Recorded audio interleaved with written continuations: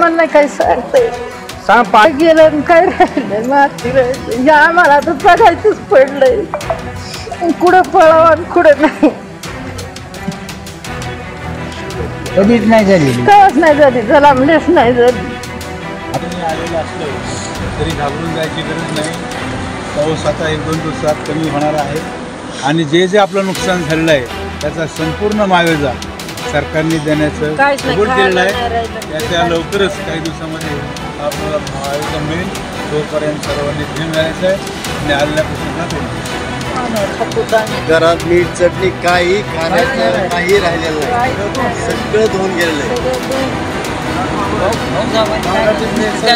संपर्क तुटला काय परिस्थिती आहे? तुम्ही सध्या ड्रोननी पाहणी केली. आष्टी तालुक्याच्या पश्चिमेला जवळपास 70-80 गावामध्ये अतिवृष्टी रात्री झालेली आहे.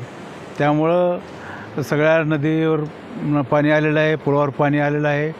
या टाकळीच्या नदीला एवढं पाणी आलेलं आहे, पुढचे 10-15 गावं म्हणजे रुई असेल, नांदा असेल, कानडी असेल, फत्तेवडगाव असेल, पिंपरी, घुमरी, त्यानंतर सरडवडगाव, आनंदवाडी या सर्व गावांचा संपर्क नदीला पाणी आल्यामुळं तुटलेला आहे.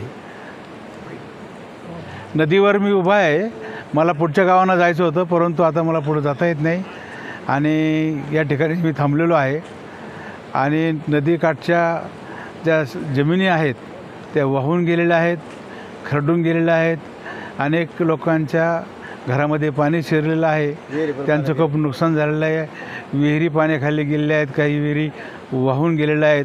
आता ज्या टाकळे गावात मी थांबलेलो आहे असं पाणी तिसऱ्यांदा या आठवड्यात या नदीला आलेलं असल्यामुळं अनेक ठिकाणी शेतकऱ्यांचं मोठं नुकसान झालेलं आहे. रोंदरे पाणी केल्यानंतर असं लक्षात आलं की खूपच नुकसान झालेलं आहे आणि ते नुकसान भरपाई खरं म्हणजे शासनाने लवकर द्यायला सुरुवात करावी.